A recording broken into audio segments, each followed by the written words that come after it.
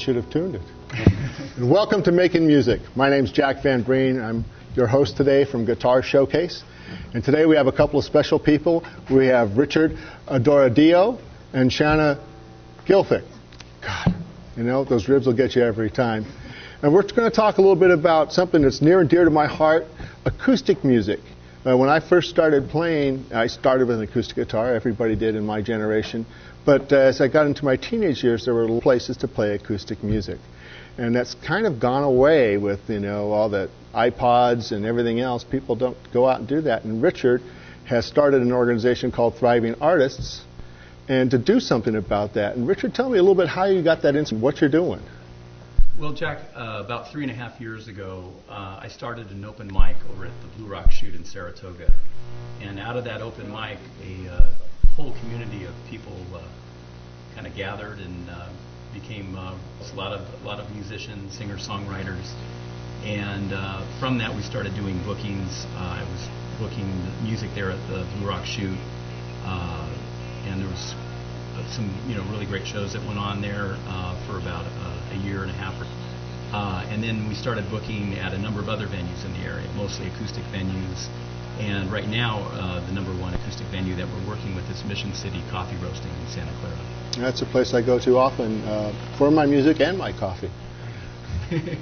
So, I remember hearing about the Blue Rock Shoot. You always had the audacity to book your big shows on nights that I had other commitments, so I never got a chance to go out there. Yeah, there's been some amazing shows there. We had, I remember last year, one of the shows, my favorites was David Ross McDonald of the Waves, who's the drummer for the Waves from Australia. But he played an acoustic set and an acoustic guitar, just amazing. And that was a Fiddling Cricket show. Fiddling Cricket puts on shows now, Mission City Coffee Roasting. And like you say, there aren't enough acoustic venues around. It's pretty hard for venues to make money at entertainment. So what Thriving Artists does is we work with the venues to improve the room, bring the equipment in, the stage, whatnot, and we handle the bookings, which is usually those smaller venues don't want to deal with. Yeah, they have enough trouble just making ends meet, moving whatever product, be it coffee, tea, or beer and wine, sandwiches and such. It's difficult to make that work sometimes. I know that at Guitar Showcase, we're very attuned to upcoming musicians and stuff, and we've been honored to work with you in installing the sound system, and we hope to do more of that, just because without the live music, it's difficult to keep everything going. I find it, a lot of people have forgotten just how spiritual and uplifting listening to sing and play real time can be.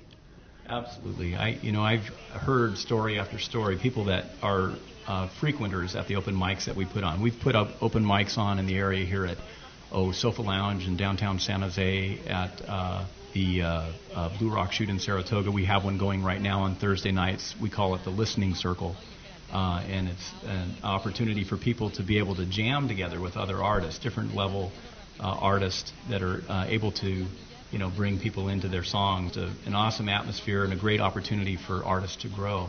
And that's what Thriving Artists is all about, helping the budding artists to get their music out into the world. And that's what we're Yeah, I noticed that at the last open mic that I was able to attend. But there was diverse level of talent, people just starting out. You could see the raw seeds there of real great music coming out, and they were learning how to flow with the audience.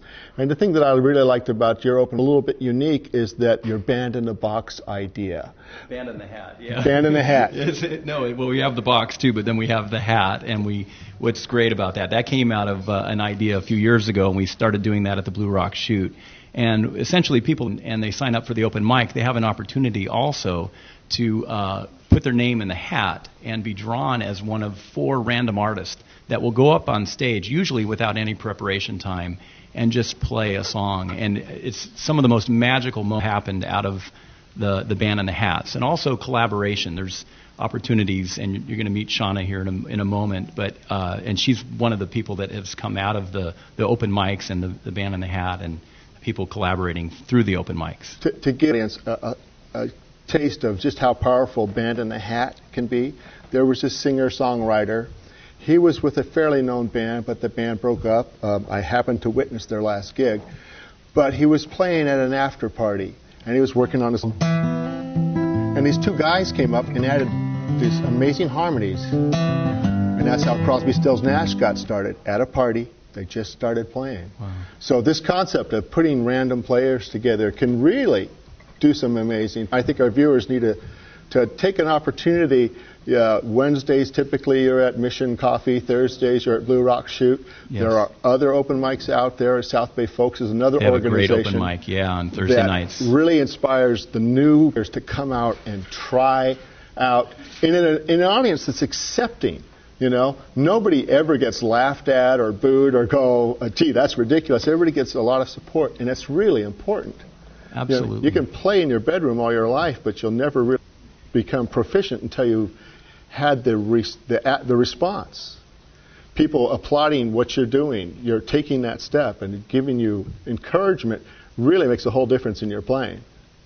Yeah, absolutely. You know, I from a lot of people that have gone to other areas, other parts of the country, and definitely there are better live music scenes, let's face it, and we're working on that. We're working closely with an organization that I helped found recently called South Bay Live.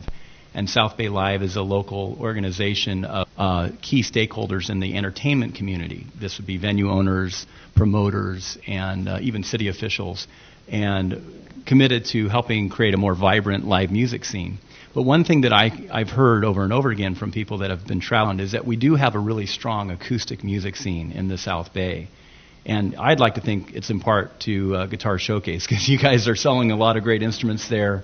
It's a great store. I've been shopping there for years. I bought this Gibson J150 there, which I absolutely love, with people at the open mics.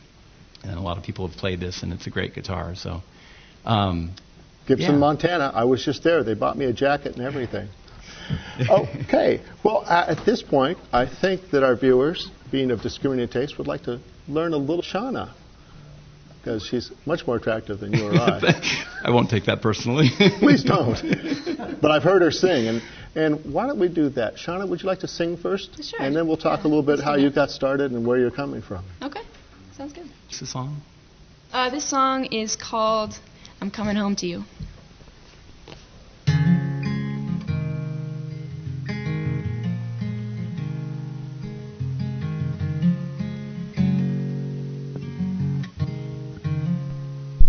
I'm coming home.